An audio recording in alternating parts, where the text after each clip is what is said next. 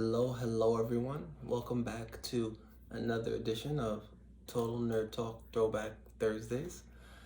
And it's me, CJ, and I'm here to talk about something little near and dear to my heart.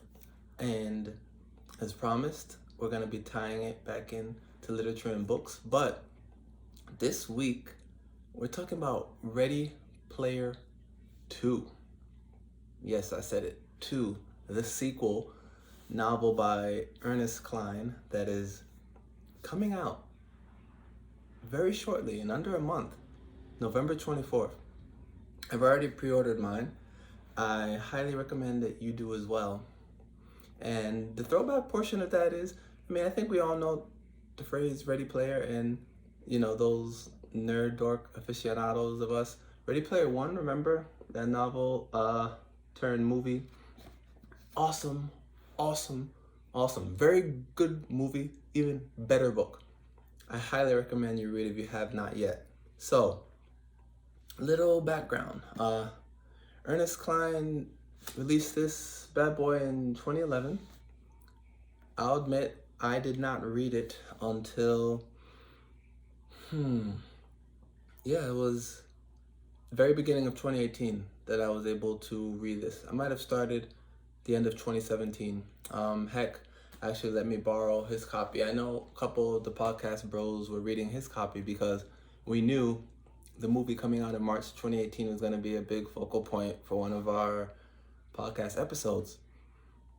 And we all wanted to read the book and have a little background on it. And I'm so grateful that I did.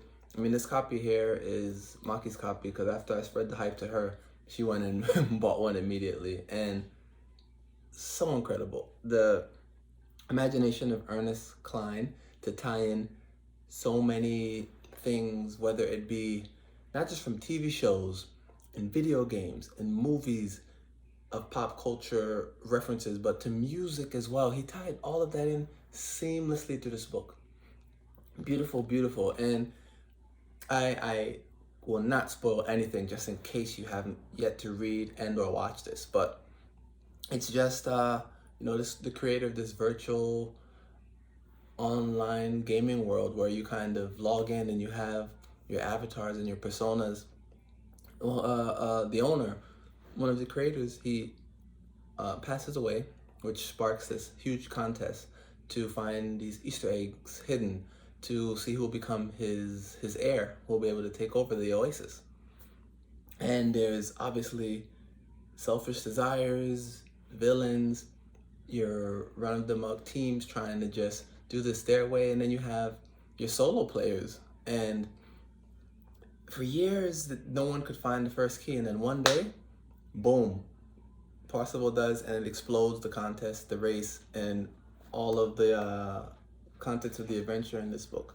So behind me on the second Funko shelf, you can even, you can't see too well, I have many of the beloved characters there. Starting from the corner by where the Halloween tree is, you got Parsival, Artemis, H, Taito Show. My guys, man. My guys. I even got Sorrento and the Sixer and IROC up there. But it was my first complete Funko set, which tells you how much I was in love with this. It was just great stuff. So anyway, enough about me. Back to the issue. So the topic, 2018, March, The Rose, we go watch the film. It was very good, but I have to admit, it's hard with copyright to bring all of the elements that you can in a book.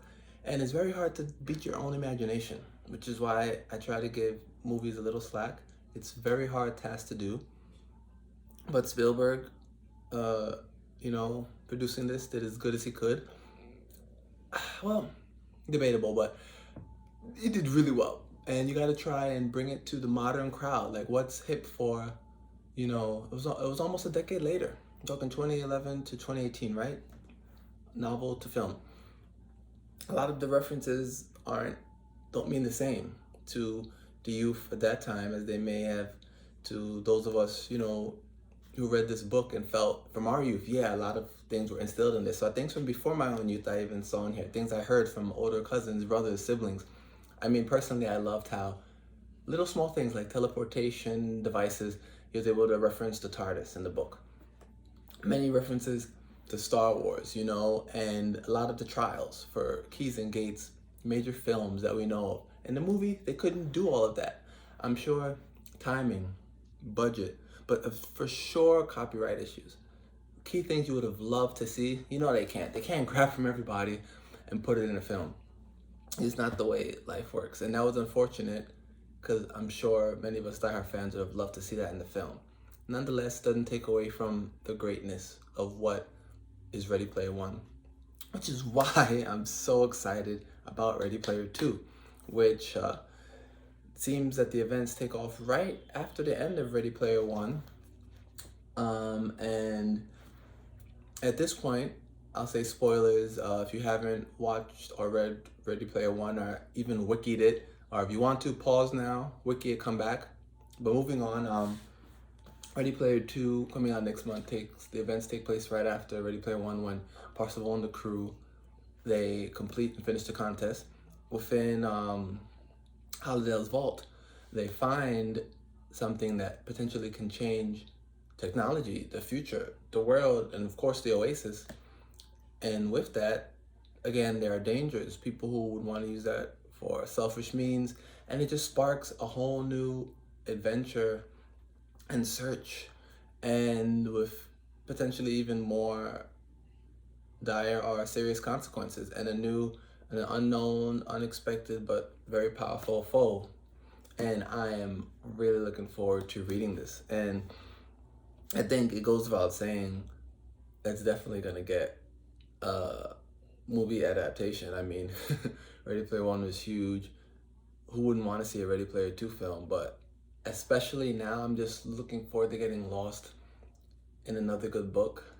I mean, it's just the things we need now. It's hard enough to get new content for our shows and movies with what's happened this year and the effect it's had on people being able to come to set and film. But at least these incredible writers, you know, being locked down wherever they may have been, I'm sure if their creative juices were flowing, they were able to put it to good content. And I'm really excited, looking forward to Ready Player Two. And that probably gives me an idea for what I want to talk about next week, a book that I'm currently working on that hopefully I can finish before the sequel to this comes out, because I know I'm going to be diving right into this. So we'll see. You know, maybe we'll talk a little Game of Thrones prequel next week. Who knows? I mean, might be ready to open back up that wound that the final season of HBO left. But anyway, thanks for listening, watching, guys. All right, see y'all next time.